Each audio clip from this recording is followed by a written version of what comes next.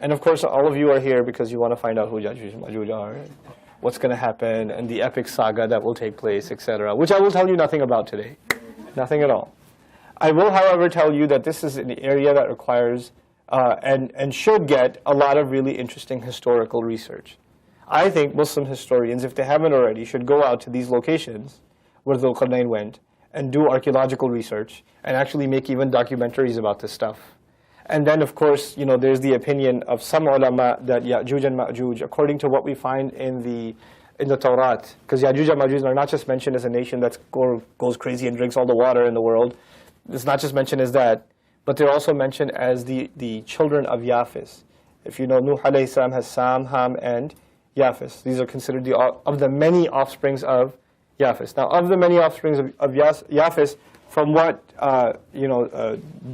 Christian and Jewish sources and even some Muslim historic sources suggest, the Oriental nations and the Western European nations, Western and Eastern European nations, are all offspring of Yafis. And within them somewhere is Ya'juj and Ma'juj, which is why in Desi culture it's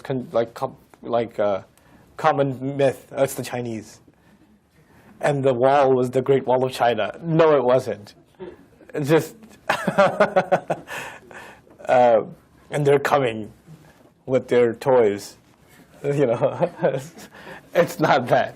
So, and this dam has actually been found also in that mountain range. The dam has also been found, and we'll see a little bit about that inshallah ta'ala when we read the ayah, that part of the ayah. Anyhow, Ya'juj and Ma'juj, as we know, will come in waves, and they'll come and cause a lot of destruction. They're mentioned twice in the Quran. This is the first time we're coming across them in the Quran. So what we learn is these are a kind of warrior people. They come and they pillage other nations, and they take their resources. مُفْسِدُونَ فِي الْأَرْضِ, they cause a lot of corruption in the land. حَتَّى إِذَا فُتِحَتْ يَأْجُوجُ وَمَأْجُوجُ, and this will remain the case until the doors are, until Ya'juj and Ma'juj are opened. Ya'juj and Ma'juj are the great signs of the Day of Judgment. They're going to be mentioned, I believe, in Surah Al-Hajj also. We saw mention of them in Surah Al-Kahf. In the story of Dhul Qarnayn, we saw the mention of them. Of course, classical scholars and contemporary scholars differ because the world around us has changed. Classical scholars would say things like, we don't know what they are, we don't even know if they're human, and where this wall is, and now there's theories about where the wall is, and there's some remnants of a copper wall somewhere in the Balkan mountains or something, and they've made pictures of those, Allahu A'lam.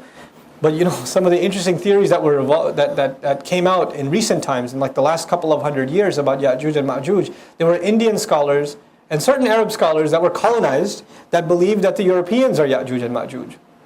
That they came from, because they came from the side, where Asia touches Europe is the mountain range. And Allah is going to say, وَهُمْ مِنْ كُلِّ حَدَبٍ يَنْسِلُونَ, they're going to come down from every hadab, every high valley. From every dune, meaning for every height, they're going to be descending down upon you, Ya'juj and Ma'juj. And they destroyed the resources and plundered, Muslim lands and the eastern lands, etc. And now they've receded. And actually, this idea became so prominent in some of the scholarship that famous poet Iqbal actually wrote a poem about it, calling the Europeans Ya'juj and Ma'juj. And here you have the tafsir of min kulli hadabin yansilun. He actually put min kulli hadabin yansilun in his poem.